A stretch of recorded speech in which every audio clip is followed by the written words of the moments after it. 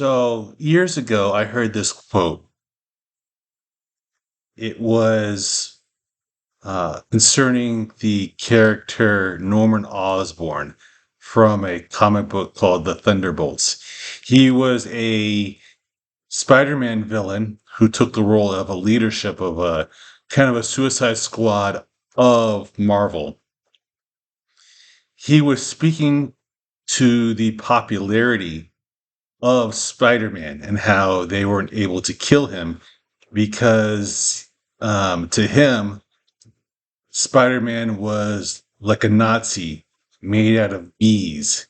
To kill him, you have to eat him. Um, and it was supposedly um, credited by Warren Ellis. I believe that in 2010. And until recently, I learned that most of the parts of that story were wrong. It was actually a Spider Man villain named Fritz von Meyer.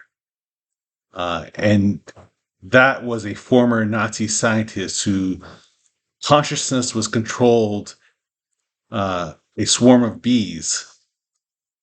Um, and they had to use venom to consume the bees and the body to destroy the Nazi bee scientists in the book Thunderbolts. The citation that it was Warren Ellis, a very famous comic book writer, was wrong. It was by a guy named uh, Christos Gage. Now, every aspect of that story that I got wrong made the story funnier and better. Comparing Spider Man to a Nazi made out of bees, and that's the reason why you can't go after him, sounds hilarious. And that came from the madman known as Warren Ellis. Just adds to the lore of that myth, of that quote. Baby boomers and everyone in the media and people on the right and people on the left are turning Nick Fuentes into this mythical creature. As of right now, a white man who, to become a man, you have to say the N word. That is the rite of passage to becoming a man. Thank you, liberals and boomer conservatives. I want to be 100% clear with everyone. The Jews can turn Gaza into a parking lot for all I care. I don't care about the Gazans.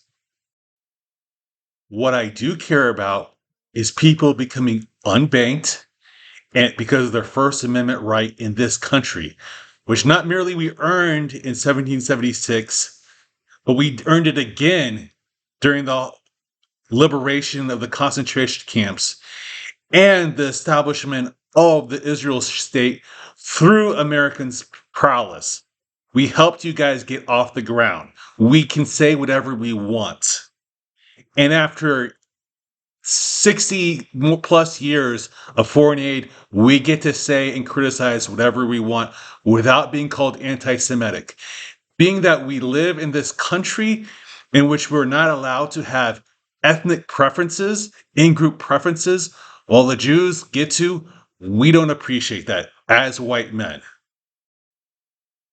Benjamin Netanyahu gave a stand-down order to the Israeli government so he could trade people for land because baby boomer mindset says we can't fight an offensive war.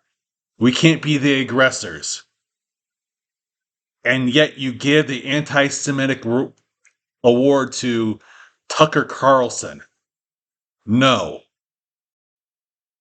I have lived in a country in which its popular rap music has F the police and kill Whitey. My entire life that has been going on. I clean $1 million mansions and I see the guy who's paying for everything.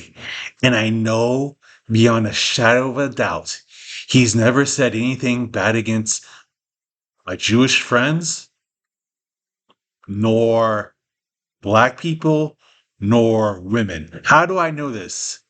How do I know he's never made a public, he's never decried any of these three victim victim groups? Ethnomasochism has gone on for more than 40 years of my life. And now you're turning the N word into a rite of passage for white men. You're not a man, a white man, you're not a man unless you say the N word, which I'm happy to do, but I have black friends. See, I don't want to say it out of respect for the black men that I know. I don't want to not say it because I'm a coward. I'm saying it out loud. This country, United States of America, was built by Protestant white men. We don't have another country to go to. The Jews have Israel. Is that anti-Semitic to say that you have a legitimate option B? I can never become a citizen of Israel. I'm not Jewish. And if I ask you, why don't you live in Israel? Or why don't you conform your behaviors to the law? You think I'm anti Semitic. My people are being ethnically purged in their own country through the inflation system, through ethnomasochism, through DEI, and yet we're still worried about the Holocaust that happened 80 years ago. And we get blamed, all white men have been blamed for what the Nazis have done. Even those who are descended from those who stormed the beaches of Normandy can't look at the horrific behavior of the black culture, black violence, black victimhood, all the taxes and welfare, the free housing, and say, what's the problem is the N word. Some white guy said the N word somewhere. That's the problem with black people. And slavery that happened decades ago. That's what the problem is. No, it's not. It's across the world. Every single culture has had slavery up until just 20 minutes ago. Nick Fuentes, in all his wrongness, is just a pressure valve. If you eliminate him, then you're going to create a real nightmare. You're going to create something 10 times worse than Nick Fuentes if you decide to eliminate him. You took the most violent part of society, the part that actually successfully created a revolution on the earth, descendants of the founders of the revolution, and you strip them of all incentives not to create another revolution. And they're looking to you, and you're just telling them to suck it up, even though they have no chances of getting a home in the home of the brave and the free. That's what you're doing right now. And then you're telling them to shut up, or you're a racist, sexist, bigot, anti-Semite. You think that men from 45 to 12 want to be lectured about your mom dying in the Holly when there are no chances of living in that house, being ethnically genocide, having everything be stripped from them and being told that they're racist for having preferences that exist in every single culture? We're told that we're racist racism only appears to happen with white males. It doesn't happen. No one accuses black people of racism. No one accuses Asian people of racism. And Jews hide behind the Holocaust. All right? What do you want us to, how would I explain this to the guys at my work to not get angry at this? We can't save the world by only criticizing white men, white Protestant men. We cannot save the world. We've been pushed down in society to the lowest rung. The black community needs to clean their house. The Jewish community needs to clean their house. Black people, you're going to have to give up on the offense of the N-word. If you keep doing that, You're going to make him as cool as humanly possible. And then if he gets martyred, every white man is going to be saying the N word. And it's not going to stop with the N word.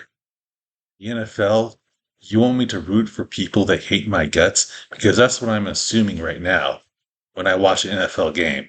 Now you're going to have to stop bringing up slavery. You're only 12% of the population. Rwanda, that wasn't a great scene. My Jewish brothers and sisters either commit to the law or move to Israel. But if you have in group preferences that are contrary to America's self interest, then it's not going to be a good look for you. These are the new terms, the new society. We operated in good faith and you spat in our face for 40 years while did whatever you wanted and shaming us along the way, and it ends now.